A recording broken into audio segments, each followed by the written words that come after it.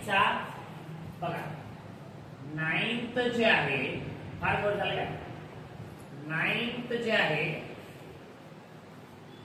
8वी पर्यंत तुम्हाला जे महाराष्ट्र बोर्डचे विद्यार्थी आहेत त्यांना फक्त एक आणि एकच पुस्तक होते, पण आता तुम्हाला किती पुस्तकं झाल्यात, 2 पुस्तकं झाल्यात. पहिली जे पुस्तक आहे ते जे पुस्तक आहे त्याला आपण म्हणू अल्जेब्रा, ठीक आहे, ज्यालाच आपण पार्ट 1 सुद्धा म्हणतो. आणि जे दुसरी पुस्तक आहे ते आहे जॉमेट्री, ज्यालाच आपण पार्ट 2 सुद्धा म्हणतो, बरोबर नाही. आता अल्जेब्रा मध्ये मोठे कशाचा अभ्यास करायचा आहे तर नंबर्सचा एक्सेट्रा एक्सेट्रा, म्हणजे लिनियर इक्वेशन्स, इंटू व्हेरिएबल्स, ह्या जे काही भागाकार, भागिले, मल्टिप्लिकेशन, ह्या सगळ्यांचा अभ्यास करायचा आपल्याला अल्जेब्रा. पण जॉमेट्री मध्ये कसं करायचंय, सगळे जे काही फिगर्सचा अभ्यास असेल की नाही, ट्रायंगल असू द्या, सर्कल्स असू द्या किंवा क्वाड्रिलेटरल्स असू द्या. आता तुम्हाला ह्या वर्षी थेरम सुद्धा येतील जे की नव्यानेच येतील, त्याचा अभ्यास समजा. फिगरचा अभ्यास आपल्याला जॉमेट्री मध्ये करायचा आहे आणि बाकी नंबर्स वगैरे ह्या सगळ्यांचा अभ्यास कशात करायचा आपल्याला, अल्जेब्रा. तर आता आपण काय करू, विदाउट वेस्टिंग आवर टाइम अल्जेब्राचा पहिल्या चॅप्टरचं कार्यक्रमाला सुरुवात करू, म्हणजे इंट्रोडक्शन बघून घेऊ काय आहे. तर आता अल्जेब्राचा जो पार्ट 1 आहे त्यातल्या पहिल्या चॅप्टरचं नाव आहे सेट्स. काय सेट्स. आता सेट्स काय आहे ते पहिलं समजून घ्यावं. आता सेट्स काय असेल मला सांगा. आता घरी माहित आहे ना रे, घरी असतो ना सोफा सेट, भांड्याचा सेट आहे की नाही, कुकरचा तर आहे ना, अजून जर सेट, पेनचा पण छोटे मोठे असतात, पुस्तकांचा पण काय असतो सेट असतो. अजून काय राहतात, अजून डिनरचे ते वाट्या पिट्या त्याचा पण काय असतो सेट असतो, आहे की नाही. जे आपले काही कंटेनर असतात बघा, ज्यामध्ये आपण काही काही ठेवतोच ना, तर छोटा डबा, मोठा डबा, परत मोठा डबा, परत मोठा डबा, हे पण काय असतो सेट. पण त्याच्याबद्दलच काय करायचं आपल्याला, त्याच्याबद्दलच काय करायचं आपल्याला, अभ्यास करायचा. त्याच्याबद्दल मॅथमॅटिक्स मध्ये अभ्यास, अल्जेब्रामध्ये त्याच्याबद्दल सुद्धा काय करायचं आपल्याला, अभ्यास करायचा. आता सेटच्या पहिलं आपण लक्षात घेऊ कलेक्शन का होईल. काय कलेक्शन, बघा कलेक्शन म्हणजे काहीच नाही, एक गोष्ट जी आपण कलेक्ट करायला, number of things which we are collecting, that all things are called as collection. आता फॉर एक्झाम्पल द्या की जसं बघा, ज्यावेळेस आपण खूप सारे फुलं एकत्र आणतो त्याला गुंडाळतो, उसको क्या कहेंगे, bouquet. So it is a collection of flowers, है की नाही. मग बघा 7 जे दिवस आहेत, Monday, Tuesday, Wednesday, Thursday, Friday, Saturday, Sunday, हे सुद्धा ज्यावेळेस एकत्र येतात ह्यांचं कलेक्शन ऑफ डेज, ह्याला काय म्हणतो आपण, वीक. जानेवारी पासून डिसेंबर पर्यंत ह्याला काय म्हणतो आपण, इयर. अजून काय एक्झाम्पल्स आहेत, समजा आपल्याकडे काय, माझ्याकडे काय चाबी आहे, समजा चाबी, इयर ना, कीचा बंच आहे ना माझ्याकडे, खूप सारे कीज आहेत, तर हे सुद्धा काय माझ्याकडे कलेक्शन आहे ना, कीज ऑफ कलेक्शन है ना. पुन्हा काय पुस्तकं असतील तर काय म्हणू मी, कलेक्शन ऑफ बुक्स. मग आता कलेक्शन आणि सेट मध्ये काय फरक आहे, काय कलेक्शन आणि खूप असं चांगला फरक आहे.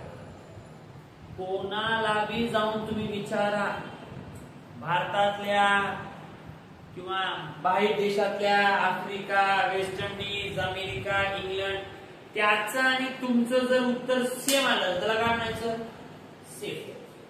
कळलं नाही सर, अजून रिपीट करा बघा. म्हणजे आपल्याकडे एक कलेक्शन आहे, कोणाचा, ब्राईट स्टुडंटचा किंवा क्लेवर स्टुडंटचा. कोणाचा आहे, ब्राईट स्टुडंटचा किंवा क्लेवर स्टुडंटचा. समजा माझ्याकडे एक काय कलेक्शन आहे, कोणता स्टुडंट्स, क्लेवर स्टुडंट्स, बरोबर का. मग क्लेवर स्टुडंटचा जो कलेक्शन आहे त्यामध्ये कोण येतात बघा, रमेश येतो, सुरेश येतो, मंगेश येतो, है की नाही? मला कोण वाटाले? मला कोण वाटाले? कोणते विद्यार्थी हुशार आहेत? रमेश, सुरेश, मंगेश. बर, मग एक काय आले? गजानन सर आले. गजानन सरला म्हणलो सर तुमच्या क्लेवर स्टुडंटची लिस्ट काढा. तर ते म्हणले सर माझ्या विषयामध्ये रमेश हुशार आहे, कपिलेश हुशार आहे, है की नाही? पुन्हा काय? रितेश हुशार आहे, मंगेश हुशार आहे. एवढे म्हणले सर. माझी जी लिस्ट आली त्याच्यामध्ये 3 जण आले. गजानन सरच्या लिस्ट मध्ये एवढे 4 जण आले. मग परत काय विचारलो? अजून एका सरला विचारलो समजा कोणातरी. मग ते काय म्हणले? नाही सर तुमच्या सगळ्यामध्ये कोण आले? मुलं आहेत, पण आमच्यामध्ये आहे की नाही मुली आहेत. मग कोण आहे? कोण आहेत मग आता मुली? सांगा. सांगा की. ऋतुजा आहे, साक्षी आहे, योगिता आहे, है ना? असे काहीतरी काय आहेत मुली आहेत जे त्यांना वाटतं की कशा आहेत हे हुशार आहेत. मग बघा आम्ही 3 जण सेट काढल्या. 3 उत्तर सेम आलंय. 3 उत्तर सेम आलंय. हे कलेक्शन सेट राहू शकत. मग सेट कधी राहते सर? जर माझं पण उत्तर, सरचं पण उत्तर आणि तिसऱ्या सरचं पण उत्तर, म्हणजे गजानन सरचं उत्तर आणि सपोज की कृष्णा सरचं उत्तर, तिघांचं उत्तर जर सेम आलं असतं तर त्याला काय म्हणू आपण? सेट. अदरवाइज म्हणायचं नाही. मग सेटला काय म्हणतात? सेटची काय डेफिनेशन आहे काय? तसं मॅथमॅटिक्स मध्ये डेफिनेशनचं काय काम आहे काय? नाही. पण तरी आपल्याला माहिती पाहिजे, पाठ पाहिजे. मग काय? Well defined collection of an object is called set. Example द्या. काय? कोण्या ऑब्जेक्टचं म्हणजे अशा ऑब्जेक्टचं कलेक्शन जे की कसे आहे ते वेल डिफाइंड आहे, त्याला काय म्हणायचं? कळलं नाही? अजून सांग.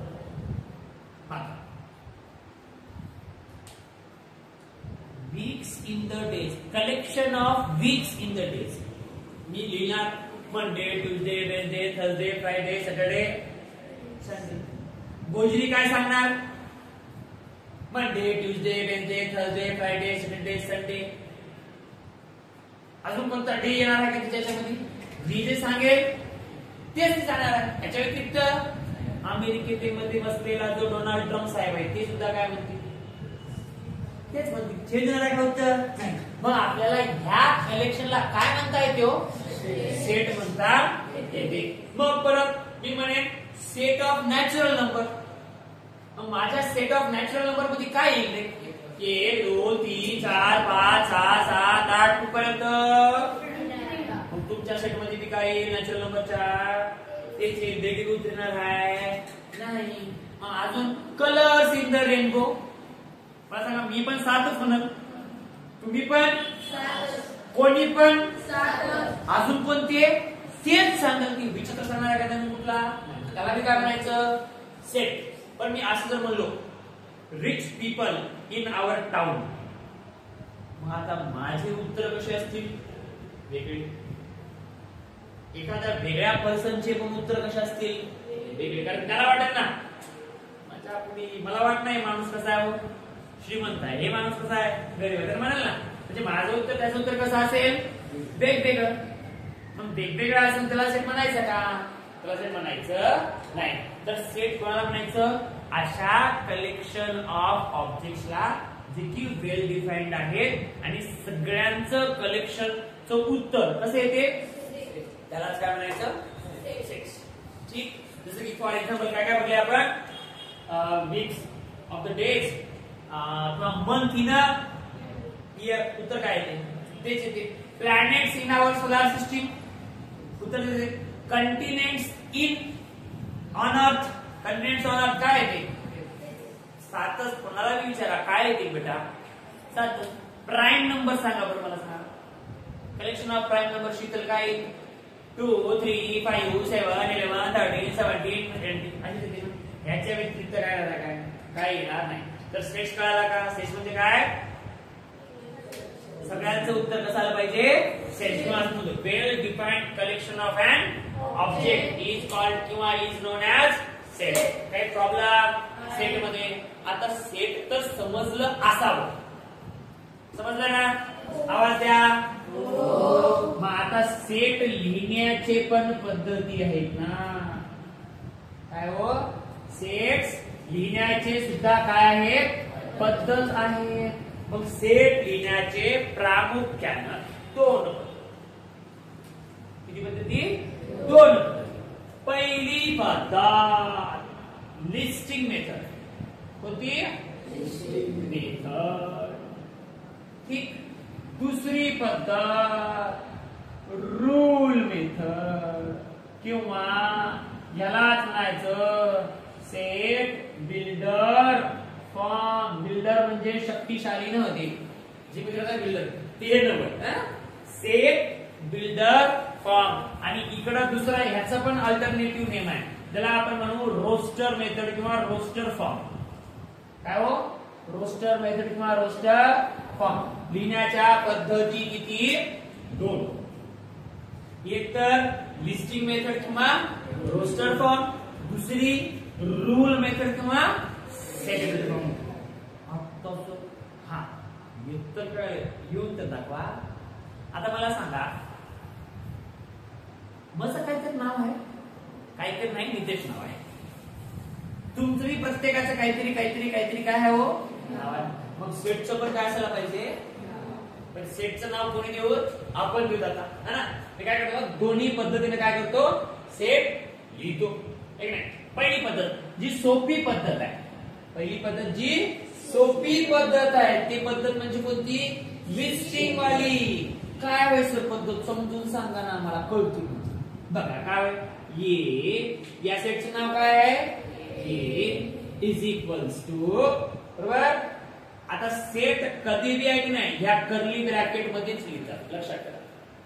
कधी बी कर्ली. करंजाचा शेप माहिती आहे की नाही? करंजा कशी बी कधी बी तशाच प्रकारे करतात. मग त्याला काय म्हणतो आपण? करंजा. तसंच सेट सुद्धा कोण्या फॉर्म मध्ये लिहितात म्हणजे कोणत्या ब्रॅकेट मध्ये लिहितात? कर्ली. आणि आता तुम्हाला मला माहिती आहे 100% इथल्या बसलेल्या विद्यार्थ्यांना कर्ली ब्रॅकेट काढता येईल. सगळ्याचा नियम असेल. दरवर्षी पोरं काय करतात? कर्ली ब्रॅकेट काढायचं आता शिकतात. शिकायला 4-5 दिवस लागतात. मग चालू बी करायचं आणि नंतर काय करायचं? बंद बी करायचं. आणि जे काही सेट आहे ते कुठं लिहायचं? ह्या डब्यामध्ये लिहायचं. बघा आता जसं की समजा काहीतरी रूल आहे, काहीतरी नियम आहे, काहीतरी आहे, कलेक्शन आहे ना कोणाचं? वेल डिफाइंड ऑब्जेक्टचं. बघा मग हे काय आहे? 2. मला सांगा काय रूल आहे त्यामध्ये पहिले? 2 3 5 7 9 11 13 15. काय रूल आहे? मला काय वाटतं रूल आहे? ते सगळे कोणते नंबर्स आहेत? प्राईम नंबर्स आहेत. Odd number. पण ऑड नंबर मध्ये 2 येणार है ना. पुन्हा काय करू आपण? कॅन्सल. आता काय झाले? हे ऑड नंबर. आता रूल परफेक्टली बसलाय. 3 5 7 तिथे एक काढून टाकू. आता ऑड नंबर काय प्रॉब्लेम? Odd number 1 3 5 7 9 11 13 15. आणि हे कोणते नंबर्स आहेत? 2 4 6 8 10 12. Right. These are the odd numbers. आता बघा हे लिस्टिंगचा अर्थ समजून घ्या. आपल्याकडे एक ऑब्जेक्ट, एक कलेक्शन आहे. कोणाचा हो? ऑड नंबरचा कलेक्शन आहे है ना. आणि त्या कलेक्शनची आपल्याकडे काय आहे बघा, लिस्टच आहे. कोण कोण आहे? 1 बी आहे, 3 बी आहे, 5 बी आहे, 7 बी आहे, 9 बी आहे, 11 बी आहे, 13 बी आहे, 15 बी आहे. बस. म्हणजे आपल्याकडे काय आहे? त्या ऑड नंबरची लिस्ट आहे ना. कोण कोण आहे ते माहित आहे. कोणाला बोलवायचं आहे? 1 ला बोलवायचं आहे, 3 ला बोलायचं आहे, 5 ला बोलायचं आहे. राईट. ह्याला काय म्हणायचं? लिस्ट असल्यामुळं लिस्टिंग मेथड. लिस्ट असल्यामुळे लिस्टिंग मेथड. मग आता रूल मेथड काय सर? ह्यालाच आपण रूल मेथड मध्ये काय करू? कन्वर्ट करू. कसं लिहायचं बघा. अतिशय महत्वाचं आहे. हे सोपं आहे. रूल मेथड थोडंच अवघड आणि महत्वाचं आहे. हे समजलं संपलं. सेट चॅप्टर संपलं. हे समजायला काय लागतो? वेळ लागतो. म्हणजे लिहितं कसं लागतं.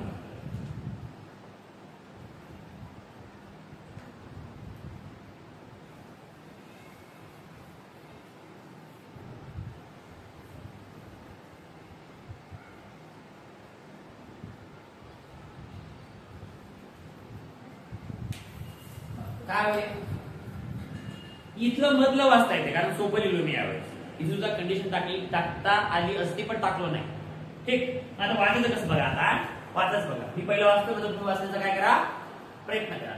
A is a set of all x. A is a set of all x. अशी लाईन दिसली की त्याला म्हणायचं such that. काय म्हणायचं? such that A is a set of all x such that x is an odd number smaller than 17. बरोबर नाही? x हा कोण आहे? ऑड नंबर आहे जो की 17 पेक्षा कमी आहे. मग 17 पेक्षा कमी असलेला ऑड नंबर 16 आहे काय? 16 आहे पण ऑड नंबर नाही. 16 तर कोणता नंबर आहे? इव्हन नंबर आहे. मग 17 पेक्षा छोटा असलेला कोणता आहे? 15. मग याचा अर्थ काय? ए कोणाचा सेट आहे? सगळ्या x चा. All such that x is an odd number smaller than 17. हा काय आहे? Rule method. याला म्हणायचं लिस्टिंग मेथड. काही अडचण नाही. आता मी काय करतो? इकडे रूल मध्ये एक लिहितो. एक काय करतो आपण? रूल मध्ये लिहितो आणि त्याला तुम्ही कशी नोट करा? लिस्टिंग मध्ये नोट करता येईल ना? हा बघा. बघून तिथेच बघू समजा. बी हा एक सेट आहे. such that B is set of all. B is set of all. Yes. Such that X is what? X is काय good एक सेट. हाँ. B is set of all X such that X is a square of 5. काय? सोपं आहे ना? बिलकुल सोपं आहे. काय हो? डी हा कोण आहे? स्क्वेअर. डी हा कोण आहे? स्क्वेअर आहे. म्हणजे डी म्हणजे बी मध्ये असलेला एक्स. एक्स हा कोण आहे? कोणाचा? 5चा स्क्वेअर काय? इकडं काहीतरी काय राहते? रूल. आणि इकडं काय राहते? कोण आहे मध्ये? या रूल मध्ये कोण लपलेला आहे. मग अजून एक कार्यक्रम बघू आता. आता हे कळलं काय? वाचायचं कसं आहे? B is a set of all x such that x is a square of 5. आता बघा. C is a set of all y. आपल्याला काही प्रॉब्लेम नाही घेता येते. such that y is a square root of 49. म्हणजे काय आहे? 49 चा काय घ्यायचा आपल्याला? Square route. रूल मध्ये काय म्हणलं? 49 चा स्क्वेअर रूट. मग काय आहे ते मला सांगा. 49 चा स्क्वेअर रूट फक्त 7 येते. फक्त 7 चा स्क्वेअर आहे का 49? याचा अर्थ तुम्ही अजून मी 8वीतच आहात. बघा. स्क्वेअर म्हणजे तुम्हाला माहिती आहे 7 गुणिले 7 बरोबर काय आलाय? मग अजून कोण दोघांचा गुणाकार केल्यानंतर 49 येईल? अजून कुठल्या दोन नंबरचा गुणाकार केल्यानंतर 49 येते? दोन तेच नंबर असले पाहिजेत ना. तर येते बघा -7 गुणिले -7. बघा बरं आता. 7 मायनस मायनस. मला सांगा -7 चा पण स्क्वेअर असू शकतो का नाही? मग याचं काय आहे ते? हे रूल मेथड मध्ये जर हे असेल C is a set of all y such that y is a square root of 49. तर लिस्टिंग मध्ये काय येते हो? C is equals to in curly bracket 7, -7. काय प्रॉब्लेम नाही. आता मी काय तुम्हाला तसं एक पुस्तकामध्ये जे एक्झाम्पल्स आहेत ते विचारतो आणि तुम्ही सांगा की हे सेट आहे का नाही. फक्त सेट आहे का नाही. पण सेट कोणाला म्हणायचं शिकले आपण. सगळ्यांचं उत्तर जर सारखं येत असेल तर म्हणायचं सेट. मला वाटते म्हणलं की ते सेट होय काय, ते कलेक्शन वेल डिफाइंड होय काय नाही. तुम्हाला म्हणलं कलेक्शन ऑफ एन ऑब्जेक्ट किंवा असं म्हटलं मी मला set of favourite dishes of Nitesh. मला काय आवडते किंवा सेट ऑफ फेवरेट डिशेस काय ते मी काय मला आवडते ना गुलाबजामुन, पाणीपुरी, रसगुल्ला, पुन्हा काय म्हणला अजून ढोकळा, पनीरची भाजी असं काही म्हणलं. पण माझे उत्तर आणि तुमचे उत्तर मॅच होतील काय राव? होणार नाहीत ना. बिलकुल होणार नाही. त्याला सेट म्हणायचं काय नाही. तसंच मला सांगा आता brave children in the class set होय काय? कसं काय? मला वाटते ये हुशार, कोणाला वाटते ये हुशार. तर प्रत्येकाचं उत्तर कसं येईल वेगवेगळं. त्यानंतर काय हो स्ट्रॉंग फोर्स ऑफ महाराष्ट्र, मजबूत किल्ले महाराष्ट्रातील ते सांगता येणार नाही ना. कोणाला वाटेल सर हे मला किल्ला मजबूत वाटत झालाय काय पडलेला आहे किल्ला. नाही सर हे तर कशावर आहे, पाण्यात बांधलेला किल्ला आहे, मजबूत आहे. पण आतमध्ये जाऊन बघला तर सगळं काय झालेलं आहे पडलेलं आहे. म्हणजे प्रत्येकाची उत्तर कशी येतील इथं पण वेगवेगळे येतील.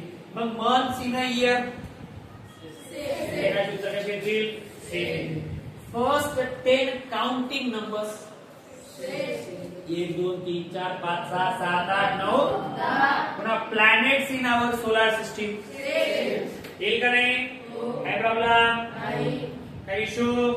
मग आता ना आपण तरी दाखवलं पण ना काही एक सेट्स आहेत आपल्याकडं जे की आपण फक्त एका नंबरने दाखवू शकतो. जसं की एन जर म्हटलं तर एन म्हणजे काय लक्षात ठेवा नॅचरल नंबर.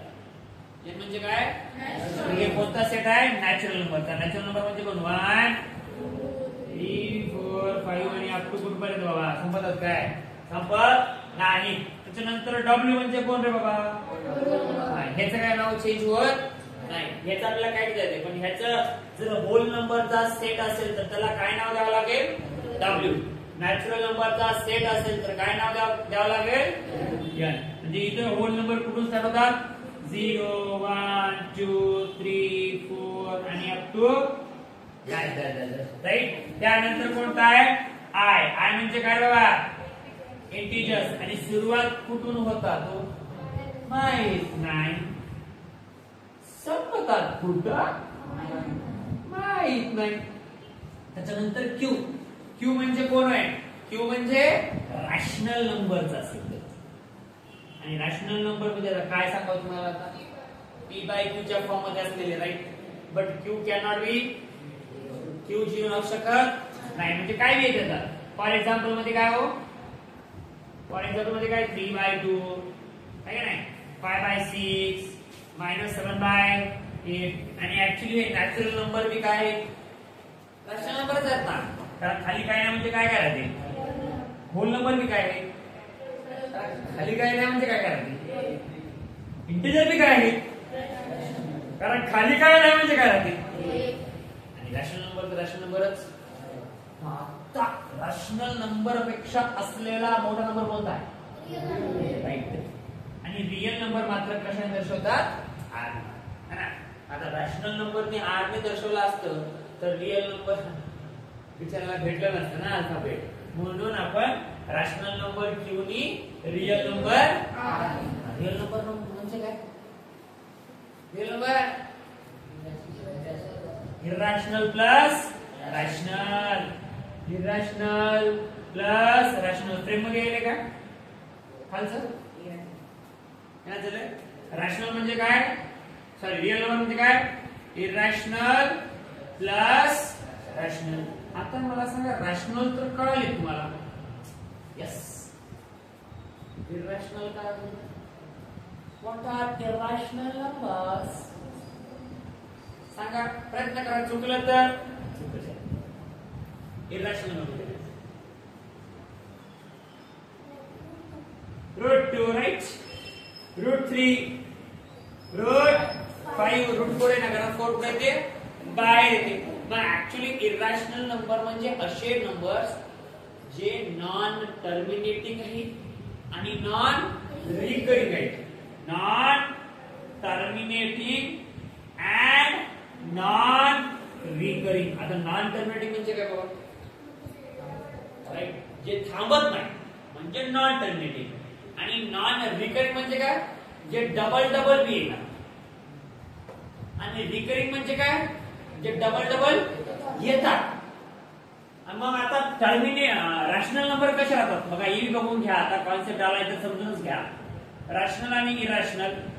रॅशनल आहे की नाही, जसे की समजा 7/8 आहे की नाही, त्याला जर डिवाइड केलं आपण 7 ला 8 नी, तर उत्तर काय होते, टर्मिनेट होते म्हणजे थांबते, किंवा नॉन टर्मिनेट होईल म्हणजे थांबणार, पण थांबत नसताना आहे की नाही कधी बी रिकरिंगच येते.